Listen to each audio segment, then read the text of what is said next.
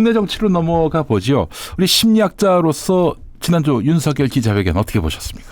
김건희의 지시에 의한 김건희를 위한 사과쇼였다. 뭐 이렇게. 아니 세상에 지금 누구 때문에 사과를 하는 겁니까? 김건희 때문 아닙니까? 근데 김건희가 집 나가는 윤석열한테 좀 제대로 사과해. 야, 나 이 얘기 듣고 뒷목을 잡았어요. 그 말을 했어도요. 기자회견에서 그런 얘기를 하면 안 되죠. 생각이 있는 사람이라면. 생각이 없는 거죠. 그러니까 한마디로. 아니 그 얘기를 하면 김건희가 지시해서 사과쇼를 했다는 게 드러나는 거 아닙니까? 글쎄 말입니다.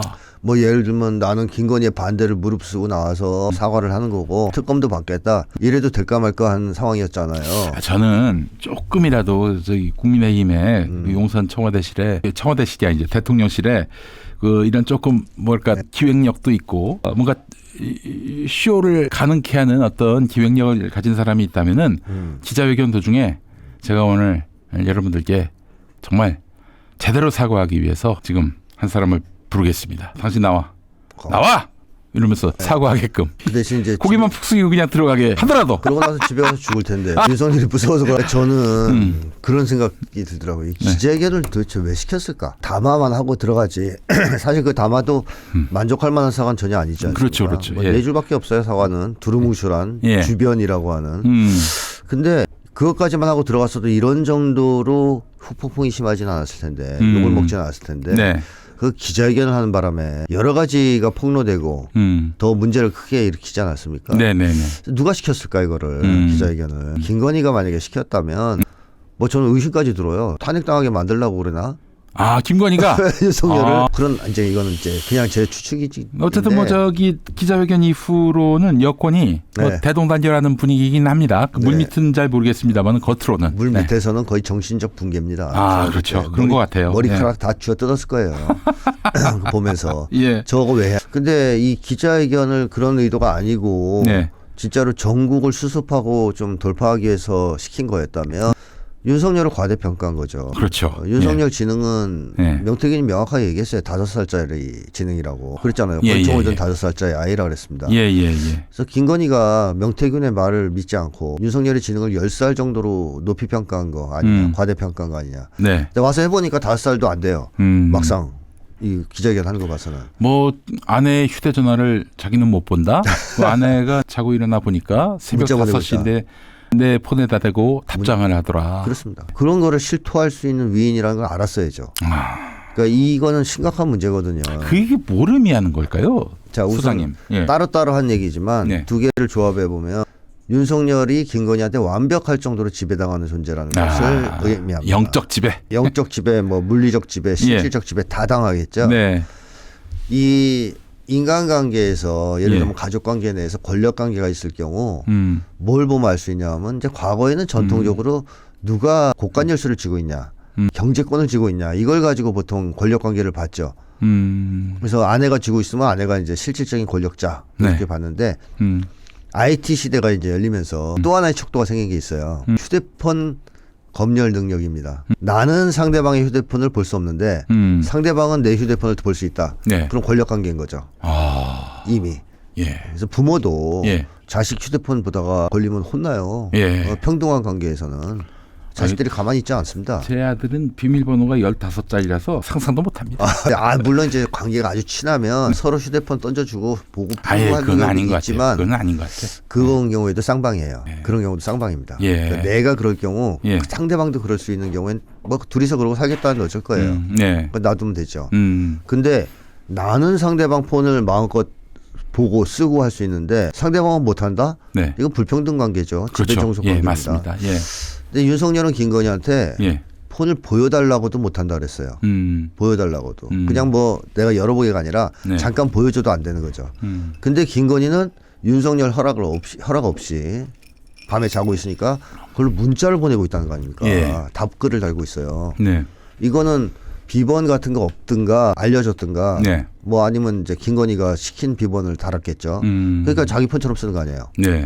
그러면 윤석열한테 문자가 오면 예. 그게 윤석열이 보낸 건지 김건희가 보낸 건지 걔가 보낸 건지 어떻게 합니까? 제가 그 2년 전부터 이미 네. 그 권성동한테 체리따봉 네. 보낸 문자 그거 아무래도 그쵸.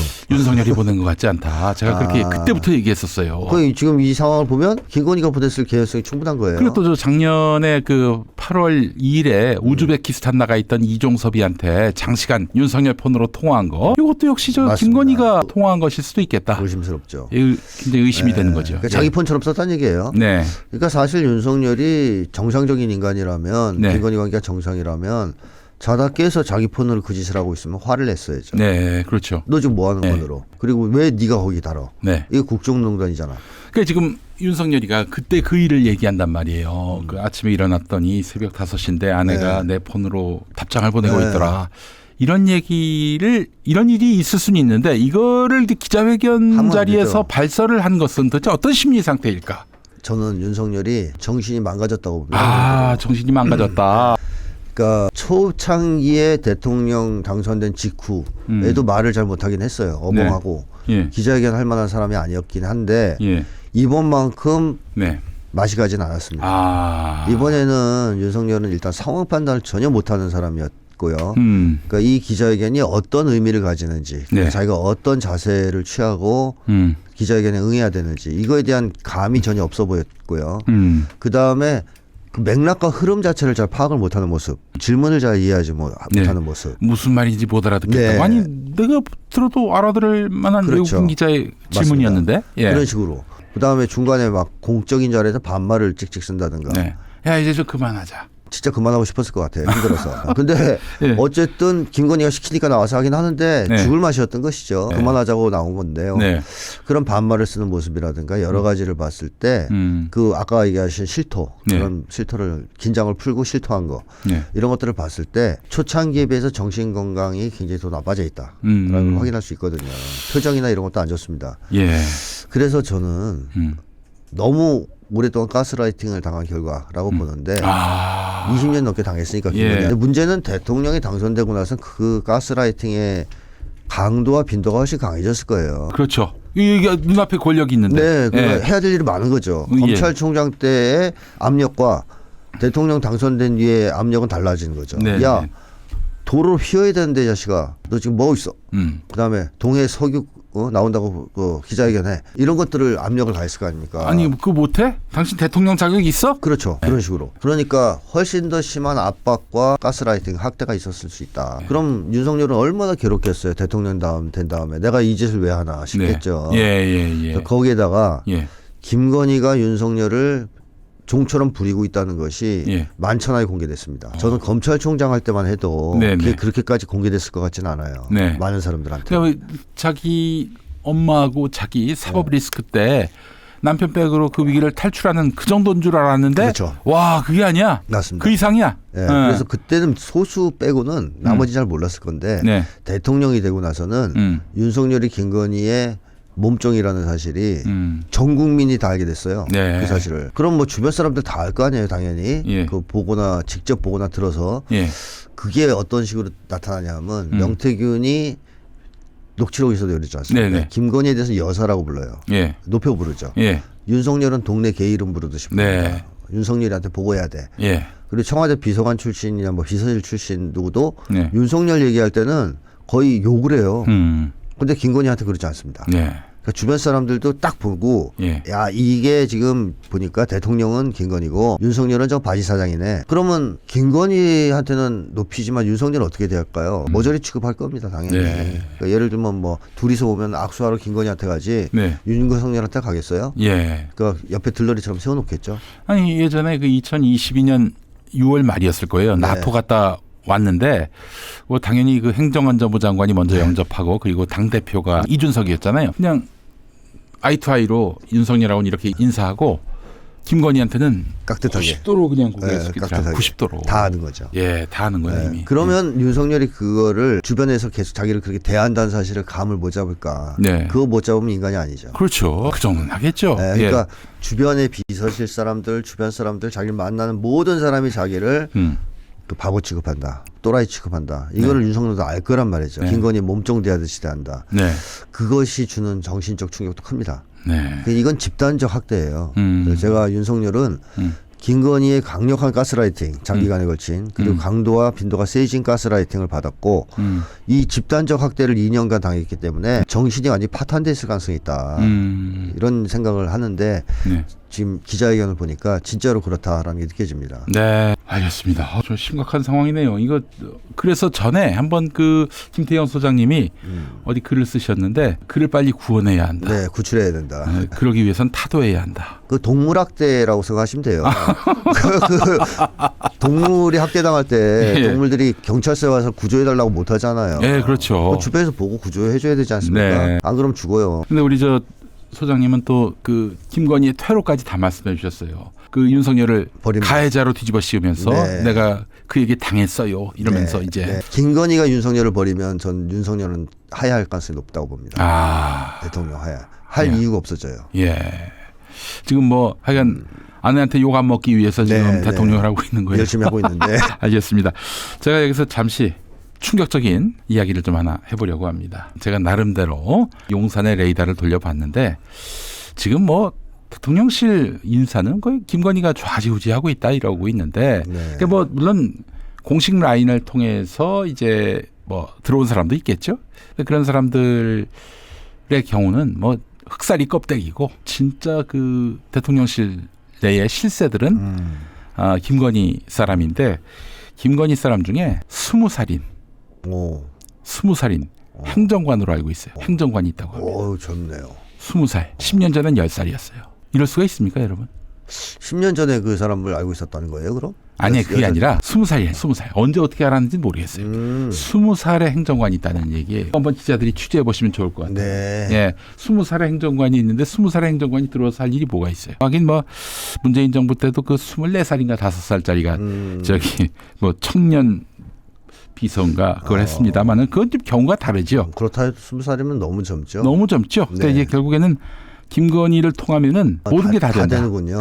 지인의 자식 정도 될 수도 있겠습니다. 그렇죠. 뭐 제가 그거는 한번 확인해 보라는 차원에서 한 얘기입니다. 뭐 제가 사실을 얘기했다기보다는 그래요. 야 정말 대단합니다 지금. 이 뭐 김건희는 이거는 정말 그 이 정권이 이제 그 타도되면은 처음부터까지 다 털어봐야 돼요. 네, 그렇습니다. 매일같이 그 일상사를. 근데 문제는 이번에 기자회견에서 윤석열이 임기 끝까지 가겠다는 얘기를 했다는 거예요. 그 마지막 그 얘기는 아마 김건희의 뜻을 받들어서 맞습니다. 얘기한 것 같은데. 김건희가 시킨 거죠. 그게 자기 마음대로 되냐 이거죠. 그러니까 어쨌든 김건희 입장은 물러설 생각이 없다는 겁니다. 아직까지 확인된 거죠. 예. 이번에 또 여권도 보니까 한동훈 아니 제대로 된 사과와 뭐 완전한 활동 중단, 특감 도입 뭐 이런 걸 조건으로 내걸어서 한동훈이가 이제 좀 그 대통령실에 입장 변화를 요구했는데 아니 뭐 누가 봐도 이거는 뭐 아무런 실효성도 없고 그냥 하나만 말장난에 불과한 기자회견인데 그걸 갖고 우리의 요구가 다 받아들여졌습니다 이러면서 넙죽 고개를 엎드렸습니다. 백팝실도 달라진 한동훈의 태세 어떻게 보십니까?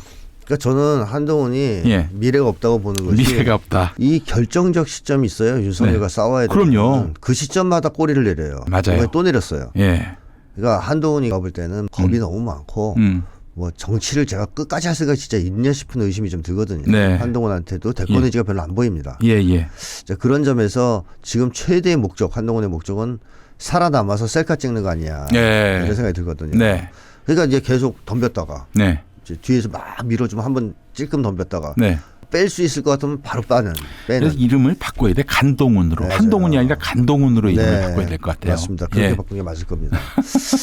그리고 지금 한동훈은 오히려 어느 쪽으로 화력을 돌렸냐면 이재명 대표한테 돌렸죠. 그렇죠. 그러니까 15일 선거, 뭐 이제 조만간 선거가 있지 않습니까? 제가 미리 얘기하는데 유죄 나올 수가 없어요. 상식적으로 판단한다면. 전 유죄 나와도 된다고 생각합니다. 아 그래? 그러니까 이재명 대표가 잘못했다는 뜻이 아니고요. 그게 나오면 이거는 바로 탄핵의 폭발입니다. 도화선이 된다. 혈적인 도화선이 될 겁니다. 그거 하고 싶으면 유죄 때리라고 하십시오. 그 정도의 생각을 좀 판사들이 하셔야 되지 않죠? 지금 사법부가 또 검찰에 잔뜩 빡이 올라가지고 아니 근데 저는 뭐 다른 거 다 떠나서 뭐 상황 논리 개입 없이 법리로만 보면은 무죄죠. 유죄가 나올래야 나올 수가 없어요. 이거는. 맞습니다. 그래서 정말 양심이 있는 판사 또 상황을 읽을 수 있는 판사라면 당연히 무죄를 때려야 되는데 네네. 설사 유죄를 때리더라도 네. 그것은 또 역사에 기록될 겁니다. 탄핵을 촉발한 판결로. 그렇죠. 그렇죠. 김대중 전 대통령 예전에 무리하게 내라는 모죄로 구속시켜서 사형 선고까지 가지 않았습니까? 80년에. 그래서 광주항쟁 터진 거 아닙니까? 또 부마항쟁은 왜 터졌습니까? 김영삼 제명 때문에 터진 겁니다. 그렇죠. 예. 그러니까 이게 지금 이재명 대표는 이미 예. 민주개혁 진영의 굉장히 중요한 지도자예요. 그 정도로 자리를 잡았습니다. 이 상태에서 그 사람에게 정치적 사형 선고를 내린다는 것은 네. 뭐 부마항쟁이나 광주항쟁 이상의 항쟁을 폭발시킬 가능성이 높다라고 저는 생각합니다. 아 정말 헛똑똑이들 때문에 우리가 참 여러 가지로 참 기가 막힌 시간들을 좀 보내고 있는 것 같아요. 자 한동훈은 뭐 결국엔 이번에 또 기회를 차버려가지고 네. 사실 자기한테 엄청난 기회였는데 그렇습니다. 윤석열과의 차별화를 통해서 검사 정치에 대한 어떤 그 혐오 정서 같은 것도 누그러뜨리면서 네. 여권 차기 주자로서 확실하게 자기 그렇죠. 토대를 구축할 수 있었는데 이번에 그냥 그 기회를 다 걷어차버렸단 말이죠. 아마 극우 보수 세력도 네. 한동훈에 대한 기대는 이제 접을 것 같습니다. 네. 그리고 한동훈이 분명히 알아야 될 것이 지금 당사 앞에는 날마다 한동훈 사퇴하라고 이 친윤 시위대들이 몰려와가지고 시위를 벌이고 있는데 아마 그거에 쫄았을 거라고 저는 생각합니다. 그렇습니다. 그렇죠. 그것 때문에 쫄았다고 봐요. 겁쟁이니까. 예. 근데 잘 보면 알겠지만 그 시위대가 과거에는 윤석열 물러가라. 그렇죠. 서울중앙지검 앞에서 시위했던 맞습니다. 친박근혜. 그렇죠. 친박근혜 태극기 부대예요. 결국 자기가 이제 윤석열 몰아내고 만약에 대통령이 된다 그러면 다 자기 지지 기반. 한동훈 사랑해요. 진은정 맞습니다. 사랑해요. 한동훈 진은정 지키자. 이 시위대로 바뀔 건데 그걸 모르고 지금 아이고 정말 좀 한심한 인간입니다. 네, 소인배입니다. 소인배예요. 네. 오래 못 갈 그 소인배라고 볼 수밖에 없고요. 자 지금 180도 달라진 명태균 어떻게 보셨어요?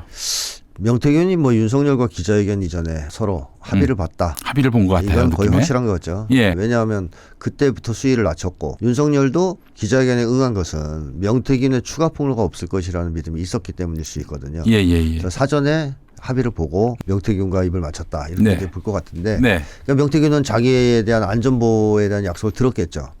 근데 시간이 좀 흐르면서 만약에 그게 지켜지지 않는다고 생각된다든가 또는 추가 폭로가 자기가 안 했는데도 사방팔방에서 계속 나와가지고 윤석열 정권이 넘어갈 것 같다. 네. 그럼 누가 보호해 줍니까? 보호해 줄 사람이 없죠. 그럼 또 태도를 바꿀 가능성이 있습니다. 지금 명태균이 뭐 구속영장이 청구됐다고 그러는데 글쎄요 이제 기각이 되는지 아니면은 발부가 되는지 봐야 되겠습니다만은 발부가 된다면 아마 이 정도까지는 윤석열이가 쇼부를 쳤을 거예요. 이번에 구속은 좀 돼야 되겠다. 구속 안 되면은 이 여론을 잠재울 수가 없어요. 그러니까 일단 구속은 되되 그렇죠. 조기에 풀려나게 해줄게. 네. 뭐 아니면 뭐 집행유예든 이런 것도 가능할 수 기억에 있고. 아주 싸게 끊어서 네, 그렇죠. 그 1심에서 징역형 없는 집행유예라도 해서 풀어줄게 이렇게 약속을 할 텐데 그걸 믿는다면 바보지요. 바보죠. 대한민국 검사가 그런 식으로 회유를 해가지고 약속을 지키는 사례가 많지 않아요. 특히 이게 좀 윤석열에 대해서 권력이 계속해서 기울어지는 마당이라면은 이 지금 명태균이 윤석열의 손을 잡았다면은 이 최악의 정말 맞습니다. 미친 선택을 한 거나 맞습니다. 마찬가지입니다. 근데 명태균이 여태까지 말과 행동을 봤을 때는 교활하기 때문에 계속 간을 볼 겁니다. 지금 일단 검찰이 자기를 부르니까 윤석열과 일단 타협을 한 것 같긴 한데 시간이 흐르고 상황이 돌아가는 걸 보면서 계속 입장을 바꿀 가능성이 높아요. 전에 말을 잘 바꾸는 사람이거든요. 뭐 잡아뗐다가도 나오면 또 인정하고 뭐 이런 식으로. 아니 그 지난번에 철없고 무식한 오빠와 관련해서 같은 날 JTBC 기자에게는 그게 윤석열이다. 그렇죠. CBS 기자한테는 그거는 김건희 친오빠다. 이렇게 얘기했던 사람이 명태균입니다. 그러니까 상황에 따라서 바로바로 빨리 바뀌는 사람이라는 거 아니에요. 그런 걸 봤을 때. 그래서 지금은 윤석열과 뭐 쇼부를 쳐서 5월 동주 관계에 있지만 이거 얼마 못 갈 수도 있다. 좀 지나서 다른 게 터진다든가 하면 명태균도 다른 방법을 선택할 수도 있다. 뭐 사실 가장 합리적인 판단은 윤석열 정권이 무너진다고 판단될 경우 있는 거 다 털고 윤석열을 빨리 끌어내리는데 일조한 다음에 그 공을 인정받아 약간이라도 형을 감면받는 것이 탈길 아니겠습니까? 그렇죠. 사실. 그쪽으로 또 생각이 언제 바뀔 수도 모르죠. 그러니까 참 안타까운 게 뉴스토마토 보도 이후에 자기가 공익신고자가 될 수 있었거든요. 그렇습니다. 근데 거꾸로 갈팡질팡하더니 뭐 그냥 지금 도대체 뭐 무슨 의도로 어떤 취지로 지금 자기 주장을 펼치는지 그 총잡을 수가 없어요 지금. 자기 보호가 우선이었던 것 같아요. 나 건드리지 마라. 네. 그럼 나도 적당한 선에서 멈추겠다 뭐 이런. 네. 국민들이 폭발했고요. 지금 뭐 레거시 미디어들이 대놓고 윤석열을 디스하는 거 보니까 기자들이 이런 촉은 있거든요. 그렇죠. 굉장히 비겁하고 기회주의적인 면은 있지만 이 권력이 끝났다라고 판단되면은 그렇죠. 가차없이 씹어댑니다. 맞습니다. 가차없이 물어뜯어요. 이게 바로 레거시 미디어들의 특징인데 지금 그 양상이란 말이죠. 그렇죠. 자, 근데 사실 가장 강력한 힘은 추동력은 시민의 촛불인데 선생님 어떻게 보세요? 여기 지금 촛불이 좀 불타오르고 있다고 보십니까? 네, 불타오르는 중이라고 봅니다. 아, 그래요. 이거는 2016년 겁니다. 이거는 단순하게 뭐 숫자로 판단할 수 있는 건 아니고요. 뭐 얼마나 왔냐만 판단하는 게 아니라 분위기와 흐름이라고 보는데 이번에 윤석열의 기자회견이 저는 국민들 마음속에 폭탄을 던졌다. 부글부글 끓고 있는데 그렇게 생각합니다. 많은 분들이 그걸 보면서 혈압약을 먹었다라든가 뭐 내가 진짜 욕을 안 하는 사람인데 평생 안 하던 쌍욕을 다 했다라든가 너무 화가 나가지고 저는 다행히 이제 안 받기 때문에 안 당했는데 민심에 완전히 불을 끼얹었다. 핵폭탄급을 던졌다고 저는 생각을 하고요. 이 극우 세력도 아까도 말씀드렸지만 보면서 거의 안 되겠구나 싶었을 거예요. 당장 그 정규재 씨 같은 분도 뭐 이거는 근데 그분은 또 이상하게 이재명 대표를 지지하더라고요. 무죄다 뭐 이런 얘기부터 시작해서 너무 과도하게 밟아가지고 이재명 키워줬다. 처음에 이런 식으로 나왔다가 이재명이 뭔 잘못했느냐는 식으로 또 나오고 있어요. 지금 그 양반이. 또 이제 잃는구만요. 이게 사실은 뭐 여담인데 이재명은 보수가 좋아할 스타일이에요. 사실은 지금 뭐 워낙에 진영이 달라가지고 그렇지만은 우리 한국 보수들이 그 굉장히 그 선호할 스타일입니다. 시원시원하게 하고 또 무엇보다도 이념보다는 실리에 방점을 두고 있으니까 그런 건데 성격적으로나 뭐 그런 점은 그런데 이제 비주류 정치인이다. 또 우리 쪽 기득권층을 대변하진 않을 거다. 우리와 타협하지 않을 거다라는 거에 대한 믿음을 또 확고히 갖고 있겠죠. 한계가 있긴 하겠네요. 어쨌든 우리 2016년 촛불이 다시 재현돼야만 또 그리고 중도층 더 나아가서 보수층도 야, 이 정권 안 되겠다. 조기에 끝장내자. 이게 새로 출발하자 보수가. 사실 검찰한테 먹혔고 외부에서 이제 말하자면 수입을 해왔는데 우리하고 전혀 코드가 맞지 않다. 정리하자. 이런 마음을 먹는다면은 뭔가 좀 길이 보일 텐데. 이미 저는 심리적으로 그 단계에 그 단계에 들어왔습니까? 도달했다고 봅니다. 이제 남은 것은 행동만 남은 것인데 저는 이 반윤석열 국민 전선이 만들어지고 지금 뭐 이번에 토요일 집회는 민주노총 쪽 따로 뭐 촛불행동 따로 민주당 따로 하지 않았습니까? 이걸 하나로 모으는 과정이 좀 필요하다. 그래서 전 국민적인 범국민적인 어떤 반윤석열 전선을 좀 만들 필요가 있다고 보고 그게 하나가 돼야 되고 또 하나는 국회에서 빨리 탄핵을 발의하는 쪽으로 움직여야 된다. 조국 혁신당도 탄핵 얘기를 하는 것 같은데요. 탄핵 발의를 민주당까지도 합의를 해서 일단 탄핵을 발의하고 8명 정도 나올 수 있을 거라고 봅니다. 지금 같은 흐름이면. 지금 분위기에. 그럼 그것까지 해서 윤석열 손발 묶어놓고 하면 분위기가 고조되거든요. 국민들이 거리로 대거 쏟아져 나올 때는 정말 중요하게 영향을 미치는 것이 내가 나가면 끝낼 수 있다는 믿음입니다. 그렇죠. 그 믿음이 중요한 겁니다. 그렇죠. 그게 없으면 나가면 나가고 싶은데 내가 나가도 뭐 바뀌겠어? 이러면 안 나오지만 내가 여기 힘을 보태면 무너진다. 라는 생각이 들면 다 나오거든요. 그래서 그 두 가지 정도가 저는 좀 지금 중요한 할 일 아니냐 생각합니다. 아직 민주당이 풀지 않은 그 카드들도 좀 그때그때 필요할 때마다 터뜨려서 안 되겠다. 내가 나가야만 이 싸움은 끝날 것 같다라는 마음을 불러일으키는 것. 그것이 중요할 것 같아요. 폭로하면 화된다는데요. 나가서 끝을 낼 수 있다는 믿음이 있어야 되거든요. 그렇지. 그거를 제공해 줘야 되는 거죠. 경찰이 요즘 아주 대응수가 과거 공안정국을 보는 것 같습니다. 맞습니다. 이번에 특히 민주노총 집회에 대해서 아주 의도적으로 폭력을 썼죠. 이거는 저는 다른 건 몰랐는데 이거는 진짜 정권 말기다. 이 정권 오래 못 간다라고 제가 확실하게 이렇게 짐작하게 된 계기였습니다. 게다가 뭐 이번에 또 트형까지 되는 바람에 트형까지 돼가지고 저쪽 분위기가 예, 영 좀 그럴 겁니다. 마지막으로 믿는 구성은 그거였던 것도 있거든요. 해리스가 되면 이거 뭐 파병하고 전쟁 터뜨려서 한 방에 뒤집지 이런 믿음이 있었는데 이 트형이 돼가지고 지금 골프 연습한다잖아요. 골프 연습. 윤석열이가 그게 대미 외교의 어떤 현재 그 방편이에요. 뭐 할 게 없으니까. 알겠습니다. 네, 오늘 여기까지 하겠습니다. 여러분 내일 다시 뵙도록 하고요. 우리 김태형 소장님과는 다음 주 화요일을 약속하겠습니다. 고맙습니다. 네, 고맙습니다. 네.